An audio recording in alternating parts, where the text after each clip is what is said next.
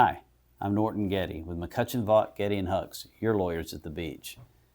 It's October, and it's time for some more Halloween horror stories, real estate style. This one is a horror story where the client didn't do anything, but it still ended up being a bit of a nightmare for her. My client sold a big parcel of land that surrounded her house. She did it the right way. She had good legal counsel. We sat down with a surveyor.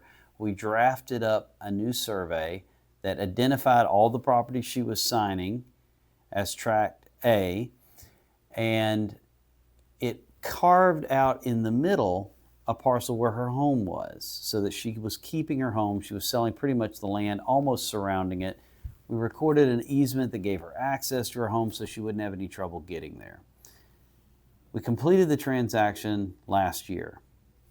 This fall, I got a call from her extremely upset because when she went to check on her real estate taxes for the year, she found that the county said she didn't own her home. What had happened was when the documents were sent to be recorded, everything was fine in the Register of Deeds office, but the tax assessor's mapping department read the legal description, saw parcel A, and conveyed the entirety of the property.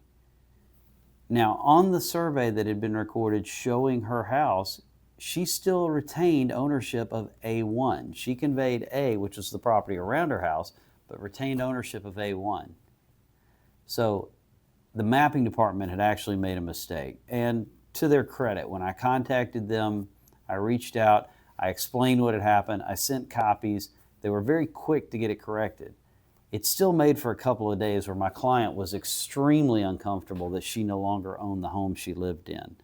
So when you're selling property, it's always good to go back and check, make sure that everything was done properly and that the county understood what they were looking at when they were dealing with it, because several different departments at the county deal with your deed. The Register of Deeds office has to record the deed and or the plat. In this case, there was a plat subdividing the property. The assessor's office has to determine what the taxing of that property is going to look like, and to do that, they have to have the mapping correct. And then that's where it fell apart in this case. And so it's always worth double checking. So make sure you own your property. And that's the Halloween horror story for today. Thanks.